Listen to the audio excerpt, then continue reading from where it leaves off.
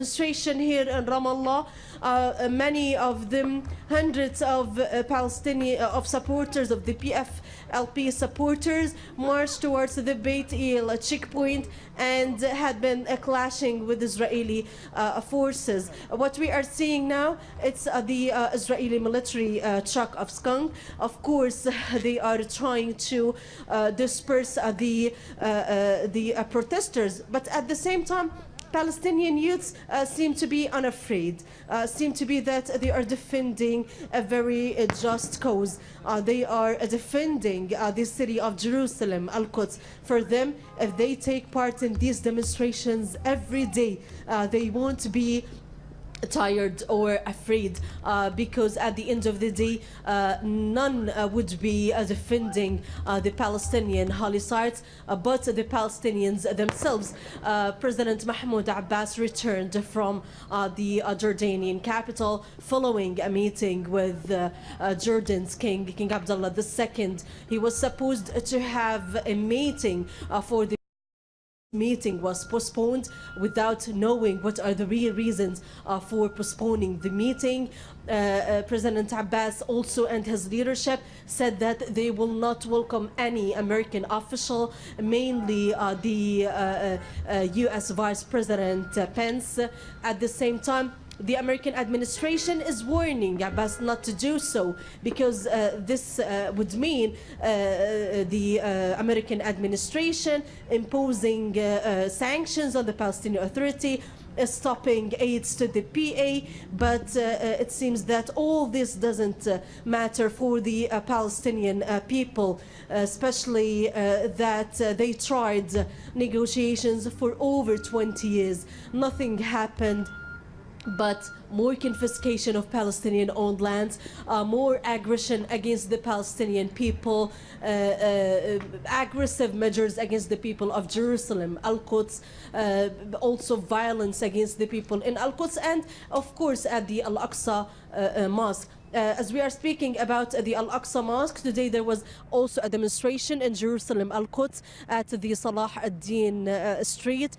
Israeli police officers there attacked the Palestinian protesters, and they arrested one of the Palestinian parliament member, Jihad Abu Znaid. She's one of the Palestinian, very well-known activist in the Holy City, of course, in addition to being a parliamentarian. All right, that is our correspondent on the ground there, Beit El.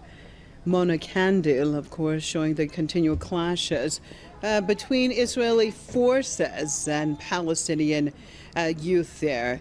Of course, continuing the show of outrage by the Palestinian of U.S. President Donald Trump's decision on Wednesday to move the American embassy from Tel Aviv to Jerusalem and to recognize Jerusalem Al-Quds as the capital of Israel. And of course, Palestinians are saying they're not going to let that happen easily, and they're standing up for that. And you're looking at those live images coming out of Beit El near Ramallah there.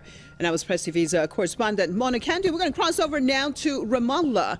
We're joined by the head of the Stop the Wall campaign, Mr. Jamal Juma. Thank you so much for being with us. Is this the beginning of a third intifada? I think Donald Trump and the United States didn't lift for us any other way or any other option. All the time the Palestinian leadership has been gambling on the United States, and that's going to be like in a sort of peace deal or peace agreement, which is, we didn't believe in that in any way. But now it's became so clear. So what's the option for the Palestinians? Now if they are going, and they already started, like yesterday they have been launching another 14,000 housing units to be built in Jerusalem. If they are continuing Judaizing Jerusalem and continue colonizing Jerusalem as well as the West Bank, what are we going to do as a Palestinian? Do we surrender to this reality and accept this? The Palestinian people have been said yesterday and the day before clearly, by going to the streets in all villages, in all cities, and refugee camps, in this mass numbers, they said their word that they are ready for resist, they are very angry, and they need a leadership to lead them towards continue the resistance against the occupation and against the Israeli colonization. And it's the time, this is the message of the Palestinian people, it's the time to put the United States behind the back. Stop gambling on the United States, stop gambling of anybody else but the Palestinian people power. That's what's so clear from our message in the last 2 days, and we are hoping that this is going to continue, and the Palestinian leadership to grab the moment and to build on it, and to start with organizing a Palestinian united leadership that will organizing and go ahead with the popular resistance. I didn't see, as well as I think all the Palestinians, didn't see any other way to liberate Palestine and to protect even our existence now on this land. And Ms. Jumah, do you think that Palestinian leadership also sees the same thing? Do you think that this is going to help bring about solidarity between the Palestinian leadership in general?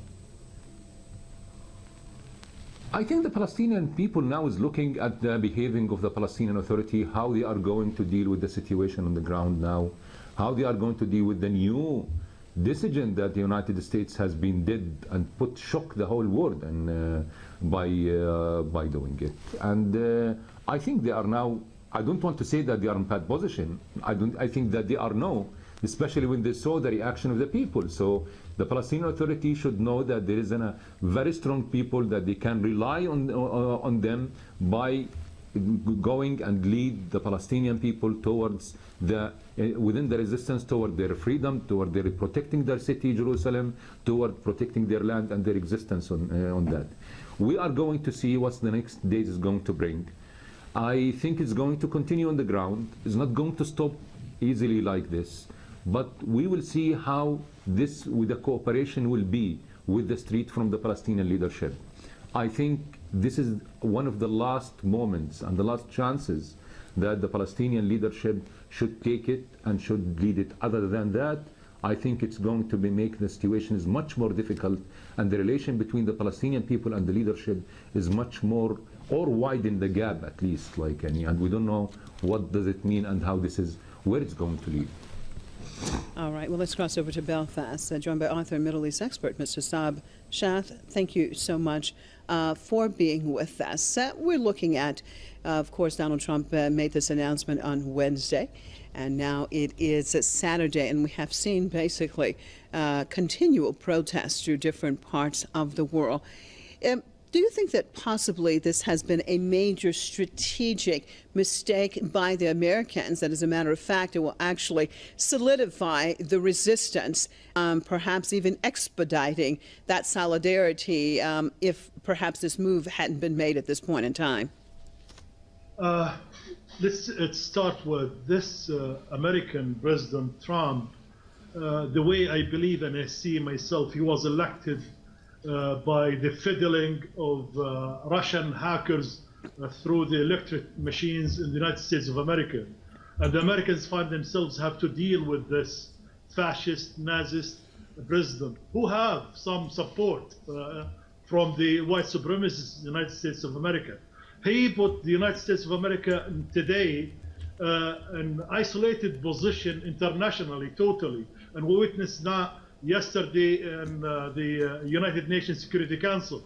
The whole world didn't support and actually condemned this step which is Trump done in recognizing Al-Quds, Jerusalem, as the capital of an occupying power, a power which is for 60, 70 years was imposed on the region by a foreign occupier, which is the British. And playing with a capital like Jerusalem is a very sensitive, touching a raw nerve, not just to the Arabs and Muslims, and a lot of the Christians. We noticed the Pope himself, he condemned that and asked the Americans to retract from this recognition. So the Americans find themselves today being played with for somebody who trying to run away from trouble at home or impeachment process or stuff like that, and playing with fire in the Middle East, creating more animosity in the whole world toward the United States of America, and making sure the people in the Arab world united in the fight against not just the Zionist entity, but the United States of America. But in here, I want to say Donald Trump won't dare do this without the consultation of his alliance, especially during his infamous visit to Riyadh this year, a few months ago. And Kushner and Mohammed bin Salman, they the one who were discussing and doing all the deals regarding what he called it the maybe the deal of the century in Trump sort of terminology. And there, Kushner, the one who is inexperienced in politics, have no experience except in a few state agency deals or properties dealings, and suddenly they put him in charge, because he's the son-in-law of Trump, in charge of the politics of the Middle East. And Mohammed bin Salman is haunted by one thing.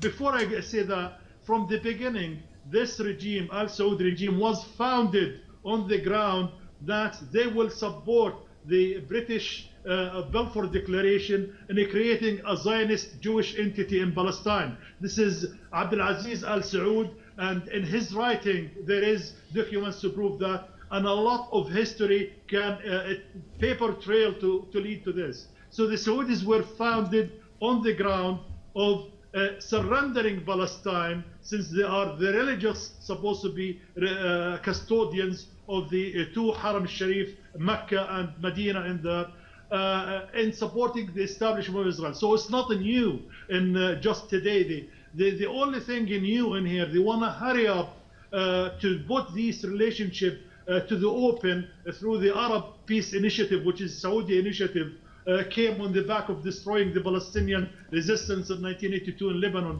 And they want to implement that. So now they focus all the efforts in trying to cooperate with Israel and America in the open to fight Iran. This is the whole issue. So now they want to try to bury the Palestinian cause, to appease the Zionist entity, to use the military power and support of the United States of America to try to launch a huge attack on Iran and the resistance. Well, staying with that, Saab Shah, isn't it interesting that actually when the region is celebrating a victory, of course, that is the defeat of Daesh in Iraq, in Syria, and of course the victory by these revolutionary forces, that then all of a sudden Donald Trump is the first American president then to announce that Jerusalem is the capital of Israel. And of course, we've seen other American presidents when they were candidates promising this, but none of them dared to do it. It is almost as if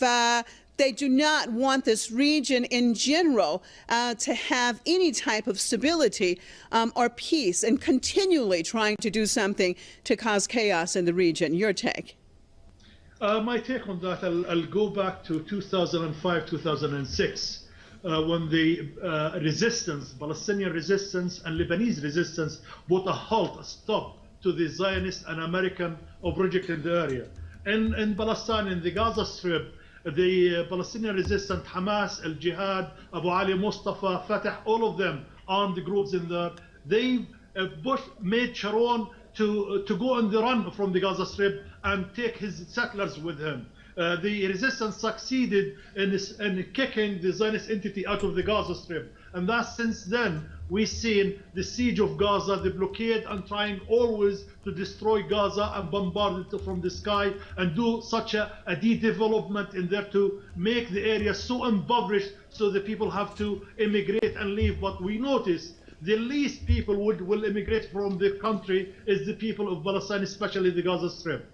The second stage, when they, in 2006, when they attacked Lebanon, at the time we noticed there was even a call to Israel to destroy the resistance from the Saudis, from the Mubarak regime at the time in Egypt, and they couldn't stand and see an Arab resistance successful to that much. It's not because the Saudis at the time and these kind of regimes are linked to the stability of the Zionist regime and the successful objectives being accomplished on the ground for the American project. if the resistance succeed in defeating them totally the Zionist project have to withdraw from the area, it means all of these regimes which were established in that area in the back of creating the Zionist entity will collapse, i.e. Saudi Arabia, the first one, and its protectorates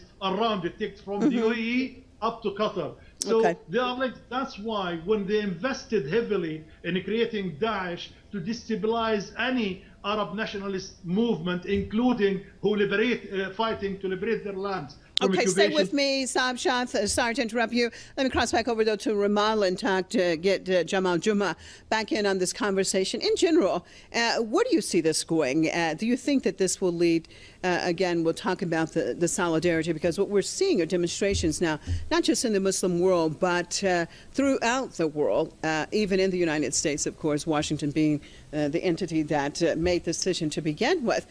But do you think we're getting to a point that we're going to see more and more people becoming aware of the Palestinian issue that can actually benefit the Palestinians now that we're maybe reaching a point that we're going to see a change in the status quo?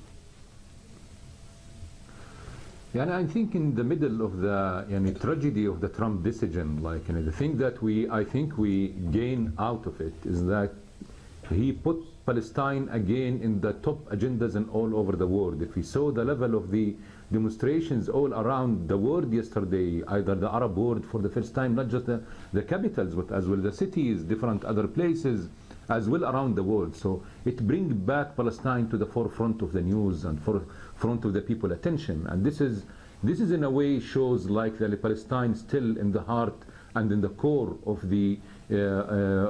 for the people interest in the world still.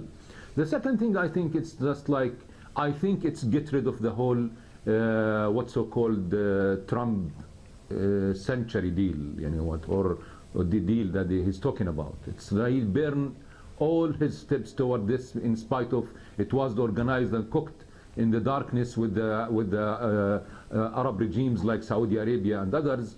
But I think he's burned it totally. And I think it's now, this is how it's going to continue international wide from the solidarity and to become like a wide awareness campaign for the people concerning Palestine, is how it's go on the ground here.